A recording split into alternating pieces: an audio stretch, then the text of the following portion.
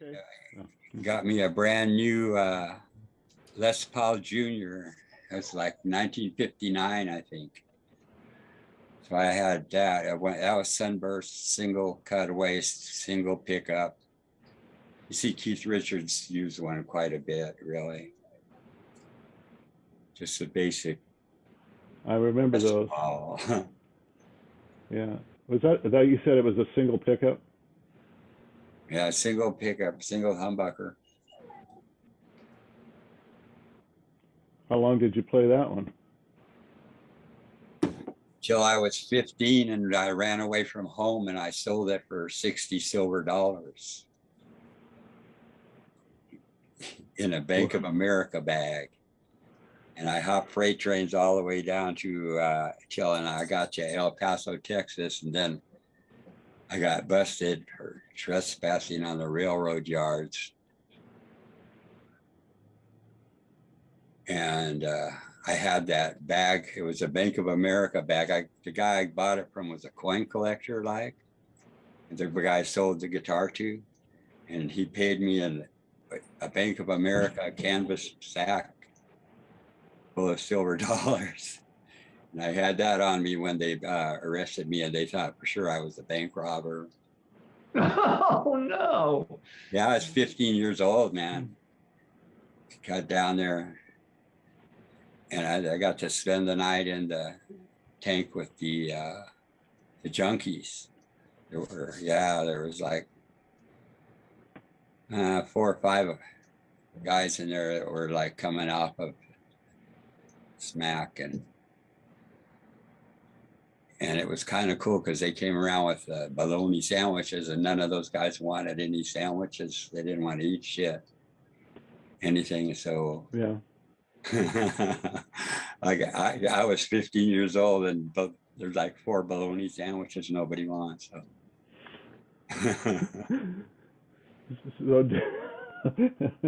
And then they let me go. The judge actually said that I should hang around town and spend some of my money. Oh. Yeah, after they let me go, they decided they didn't have nothing on me. So it's a night in jail. It was an experience for me because I was always taught, if you're ever in trouble, you can always go to a policeman. And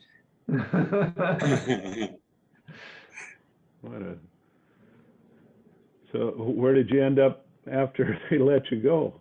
Well, I was headed to Greenwich Village, coming from the Bay Area.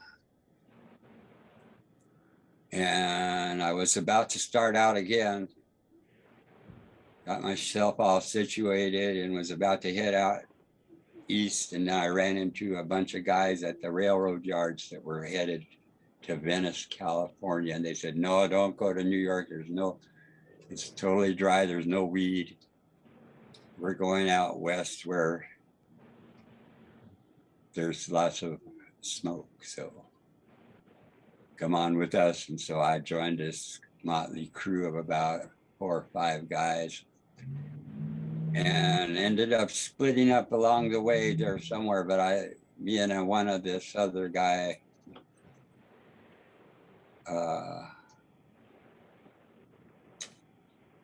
kept heading that direction. We ended up all meeting again at Venice Beach later on. But yeah, so we hopped freight trains most all the way, I think. So that was cool. And then I got to Venice Beach and I kind of took up residence there for a while. It was a perfect place for a runaway. You were 15, 16 years old? Mm-hmm. And I had that same guitar, that silver tone guitar. I still have it. You do? You have it today? No. Oh. No. I cannot even really remember whatever became of it. It was broken at one point, but it still played. It's kind of like Willie Nelson's axe, kind of. Remember that. But yeah, it was cool. I would be on top of a load of, well, actually here, the coolest ride was when I got down to LA and went, turned left. I got on a train that had cars, automobiles on it, like all double decker shit down the tracks. And one of them was open. It was probably like a 63 or 62 Rambler. Probably a 62. And the keys were in the ashtray. And so I'm riding across Arizona and shit, man, through the night and in the desert there. And I'm sitting in the car and it's really cold, and I start the motor, turn on the radio, and play my guitar, man. It was a good ride, man. And I woke up in El Paso, and and I was, yeah, and then that happened.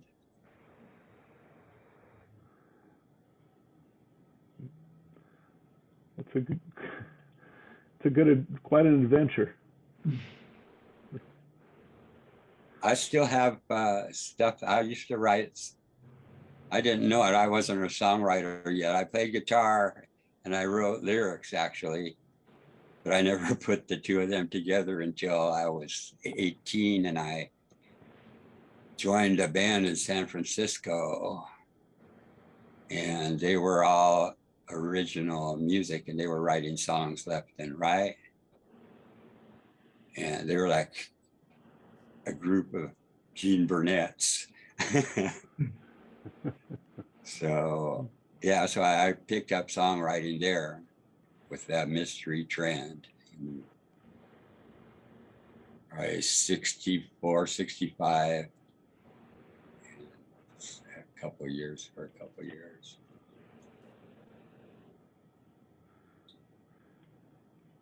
Are some of the songs that you play today from that period?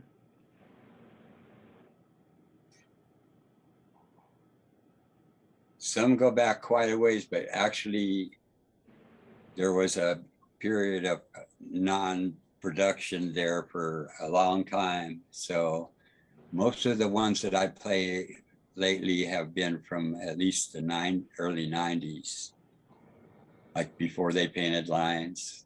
That's when I kind of started writing songs again. I was in a country band and I thought, well, we should do some original songs. And I had this one. And I thought of a couple more too that I still can play today, I think. So when did you leave the Bay Area? Oh, let's see, when was that? That was after the band thing, after I had an episode there. That was 68, 60. It was after the Beatle concert, because I remember I got us, my wife and I had a wife then too. I was married when I was 18 and I was married at 17 and had a son on my 18th birthday. So, yeah, so I had a wife through all this too, more off and on, pretty much. So, and children. Yeah, so kids were born already. So it would have been around 67, 68. We ended up in La Honda, which is like west of Redwood City.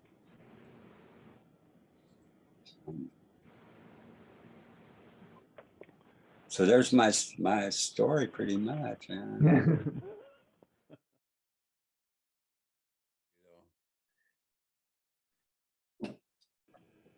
I There, can't how's hear you. that? There you are. Good morning. Thanks for making time for me this morning. see how long I can last here. All right, we'll try to keep it short. I start from the very beginning when I started playing guitar.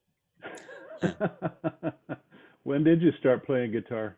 Well, I was a little buckaroo and a real big fan of Roy Rogers, and he played guitar. Yeah. And I had the 6 guns and the hat and the chaps and everything, the boots. I didn't have a guitar. So at 9 years old, I got one from the Sears catalog. Santa Claus brought it. I had a younger brother who was still into Santa Claus, so I had to play along with that. And I tried to play it, and I had to learn to play guitar in 7 days. I tried to play it and tried to play it, and I never really could make a bar chord, you know. And so that's how it started me out, the book. Never really got past that, so, but I wouldn't give up. And in our neighborhood was a family with 2 teenage kids that had a band. It was called the Sunsetters, and they had, and they played around a lot. They were pretty big around the area. And my mom got Jim, the younger brother, to come and teach me guitar as an instructor, and he did. Pretty soon I had the chords down, and I was playing songs and stuff. And when I was about just turned 12, he got me an audition with what is called George Perry's Aristocrats Dance Orchestra. And I passed it. And he said, well, but you're going to need an electric guitar. And dear old dad was kind enough and maybe foolish enough to go ahead and get me one. Because the band was really a hot thing. We played almost every weekend and made pretty good money. And so it kind of was a bad influence on me in that respect, that I never, when they said you have to go to school and study and all that stuff, I thought, well, I don't need to get a job and all that. So, excuse me. So in the band was the drummer and the keyboard player. Were both, we were all 3 of us into jazz. I was just a kid. I was 12. They were all 15 and 16, driver's licenses and everything. So we had a little side trio called the Ray Phillip Trio, which turned into a quartet because we added a saxophone player. But the drummer also played vibes, had a vibraphone set. So we had a pretty cool set. We used to wear dark jackets and those skinny white ties that jazz musicians used to wear, and sunglasses.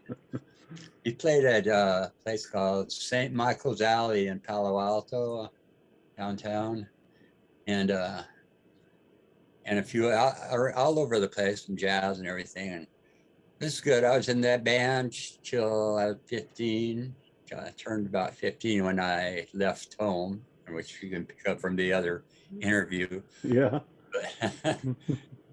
Yeah, so that's where that all started. I went around trying to be Jack Kerouac. You know, I was really into reading as a kid, all the way starting from Jack London and into Kerouac, and a lot of and through the jazz music, I got into the beat poetry. Guys like Kerouac and Ginsberg and all the whole crowd. And I was very inspired by all of these guys, and I wasn't the only one in those days. And that's how I really got into writing. I was writing poems. I thought I'd be a poet, and traveled around on freight trains and stuff like Woody Guthrie, and did all that. And then when I was 17, I got a girl pregnant, and I married her. And so we had an off and on relationship, actually. quite a bit as I kept taking off and she kept taking off. But eventually we settled in San Francisco when the kid was born. And one day some guys came to my door. A friend had met them down at the coffee house, the Blue Unicorn there in San Francisco. And told them about me as a guitar player. They were looking for a guitar player for their band. They had a band called the Mystery Trend. I don't think it had a name yet at the time. I think they were calling themselves the Terrazzo Brothers. But they were writing most all their songs. So it was pretty interesting. They asked me if I wanted to join, and I did. And once again, I was the kid. They were all university people. They were all involved with the San Francisco Art Institute, University of Berkeley Art Department. And so we had a lot of gigs from them. And the whole San Fran scene was just starting to fire up. And that's how I got in. We used to write songs as a group. All 5 of us would sit around the piano, and the piano player would play the chords, and we'd come up with lyrics. And we actually wrote some songs right before a gig, the evening before, the day before, and played them. But anyway, that was a pretty big deal for me. It was, we played the first couple Fillmores, the Grateful Dead, and they were the Warlocks at first, but they turned to the Grateful Dead at that time, and a bunch of other, there's still posters and stuff around for all that stuff. We were a couple doors down from, we had in the same loft building, we had a loft with, where we practiced, and a few stores up or down, I can't remember, was the Great Society Band, which had Darby Slick, which wrote, and Gracie was in the band too at the time. And Darby wrote, Don't You Want Somebody to Love? Mm-hmm. He's still living off of that song. Yeah. I talk to him on Facebook every once in a while. And Gracie wrote The White Rabbit, and she came over one day and she says, I got this new song, and then played it for us. It was a pretty exciting time. We played some gigs with them, and then what happened? Oh, drugs. Yeah, San Francisco 60s, rock and roll, drugs and groupies and shit. It was really messing with my family life. My wife got pregnant again. 13 months later, we had the daughter.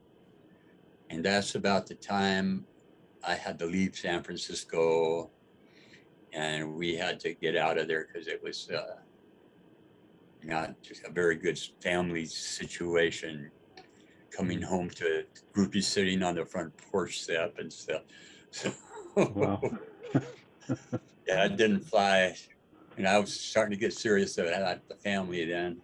So we moved down the peninsula, back down by Redwood City, Palo Alto, and then back up I got a job with the post office as a mail carrier, which was a fun job. And we moved to La Honda, which was kind of another bad influence. And but eventually we had to get out of there.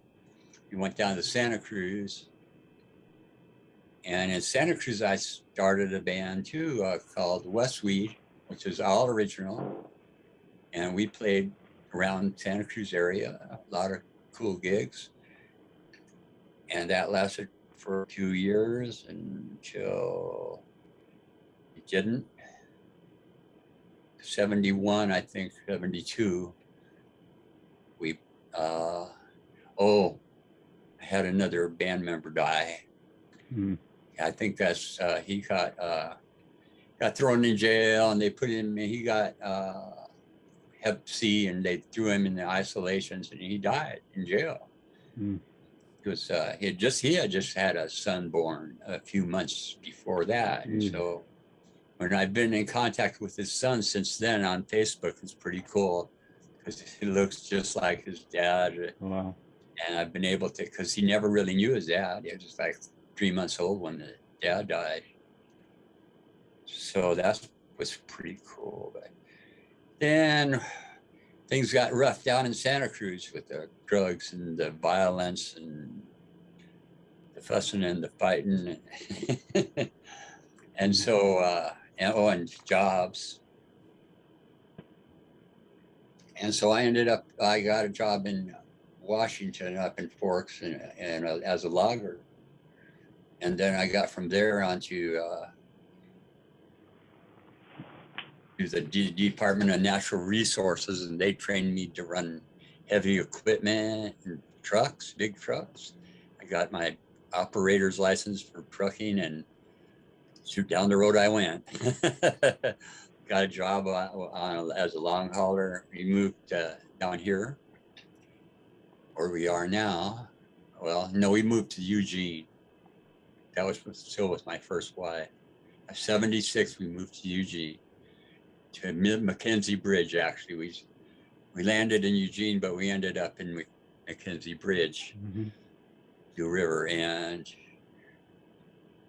there I worked for the Forest Service and different logging outfits. And then we broke up again, and I went wild driving truck, and I met Karamia, and we got together and we moved down here eventually after a couple of trips to Mexico and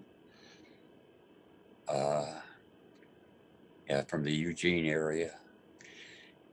And here I got in with a band called the Gold Coast Express, a country band. It was 80s. Country music was really going strong. Yeah. Dwight Yoakam and all those guys were coming out. So that was fun. And it was a pretty big band. It had been a band earlier in the 80s, I guess, and they, or maybe the 70s, I guess, and they broke up, but they got back together and they included me. We were mostly all truck drivers. And I introduced the songwriting to the band, and we wrote a couple songs there. Then that broke up, and I was into playing guitar at this point, and no band. I heard about songwriters, went there to open mic, met all the songwriters, and I met George actually off of George Rubeloff off of an ad that was then Musician's Friend, and on the wall there, a bulletin board thing, and he was looking to do original music, and so I invited him up here, and we got to jamming, and he had some original songs, and he had never heard of the Songwriters Association, so I got him in there, and we decided to start a group. And so we put out the word, and the president of Songwriters at the time was Beth Williams, and at that time she's now Beth Sweetwater. Anyway, George and Beth and I started a band called Full Measure, and we were like the first band out of Sosa, first group, and we actually cut a pretty good CD off, which was unusual. And CDs were just coming out then too, so it was kind of, I think, the first CD to come out of Sosa. Richard Williams was in there then, and he had one, but I think we beat him too, and he was a solo guy.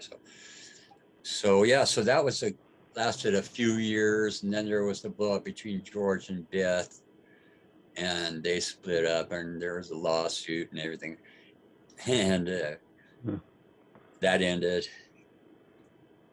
And I got together with Franklin. He was in Songwriters, Franklin and Shula, and they had Franklin had a band, the Franklin Jones Band, I got involved with that. We started that, or he did. And we had another version of it called Return to Zero, and which included Mitch Lewis was in it, Oh, Shula and Franklin and me. And sometimes Marty Schultz would play congas. So, oh, and we had a drummer too. And he's moved away since Terry Martin. He used to live up at Green Springs up there. And so we made some videos for Sosa. I have some here, but you know, those Sosa videos, they have an encryption on them. You can't upload them off of the CDs. They oh, charge you $10 for the copy of, because at that time Sosa was making videos at SOP TV, and they offered courses to us, and we all took, or several of us took courses on different aspects of the filming and recording, and so we started having featuring songwriters and having a pretty good show. Somewhere there's a big pile of CDs. I think Marion Rose might have them, of all the different Sosa people that made pretty good recordings there. And that was so that was Franklin and me, and we played all over the place, and that band, and then I guess it fell apart too, like they all do. And I got into the band called with Darren Wayne. Darren Wayne and I actually started it. It was he found a drummer, and it turned out the drummer was a drummer from the Gold Coast Express, which was the country band that I had played in the 70s, or late 70s, early 80s, I guess. And anyway, so Steve and Darren and I got a bass player, Vern, and we called ourselves Hired Gun. It was the band Hired Gun, and it was eventually we got a really cool another singer-songwriter called named there's too many names going on here. Anyway, we had 3 songwriters, Darren, me, and Steve, you know, Darren, me, and a really great songwriter, good guy. I'm sorry. maybe it'll come to you. Yeah, shoot, it will come to me. And let's see, the bass player and Darren got into Tom, yeah. And Tom. Anyway, the bass player and Darren got into it. Darren was drinking back then. We all were. Well, not the bass player. He was the only one that didn't drink. And Tom. But anyway, right in the middle of a gig, we were playing at Johnny B's, the old Johnny B's, across from the Rogart Gallery there, where Sosa used to have open mics there too, but we had an actual paying gig there. And right in the middle of that, Darren walked out. He was like, playing with him, it was like playing with Elvis in Jailhouse Rock. It was, he was really good, but man, when he got a little too much booze, it was like anybody else, I guess. Mm-hmm. So then we got Tom. Tom came in that act to replace Darren.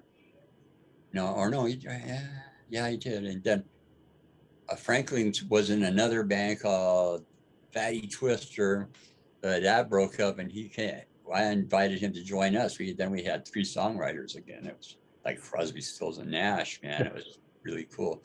That's how we did our thing, pretty much like they do. They did, do one guy's song, and that guy would be the leader on that song, lead singer, and have the final say in the arrangement and such. So whoever wrote the song originally, because we didn't do any collaboration much. Oh, I did a little collaborating on the song "Hired Gun," our theme song, and that went on for a couple, 3 years, and was really pretty successful. Then let's see, then it folded. They kicked me out. Said I was too stoned, I guess. I don't know. They said I had a whole list of stuff typed out of how I dressed on the stage and shit. And I was the hottest looking dude on the stage there. And I never missed a gig or a rehearsal and all that shit, but still, I got kicked out. Franklin quit along with me, and we started Ponderosa Breeze. I call it Franklin Jones Band at first, and then we got together with Gus on keyboard, and we started Ponderosa Breeze. We started making our own pre-recorded rhythm tracks to our songs. I think there was like 64 original songs between the three of us. Wow. And they're all available on Reverb Nation under Ponderosa Breeze. And that went on till I got the arthritis and deafness. And my voice started going, my breathing. So, Franklin died. That was the main thing. It got me really hard. We were pretty tight. And then you could pick everything up. Then I was just been in songwriters. I did a couple of solo gigs after this band broke up, but after Ponderosa Breeze broke up, because Gus was having some health issues too. So now I guess you and Gus are taking over. Well, that's a fascinating story, Larry. You've been through a lot and a lot of music, and I appreciate you sharing it. Those are exactly the same questions I was going to ask you. Oh, you didn't even ask them. Huh? I didn't even have to ask. Yeah, I got it pretty thorough, I think. Yeah. Do you? I met a lot of cool people, a lot of them in songwriters. That's It's true. been wonderful. I really enjoyed the camaraderie and the inspiration. And yeah, it's just been awesome. You know, almost all my friends are in songwriters. I remember you saying that one time, and all my friends are songwriters, and that made me think that's pretty much true for me too. Yeah.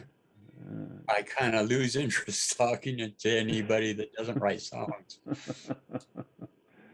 Do you have one or two of your songs that you favor? I mean, your favorite songs of your own? Could you name one or two of them?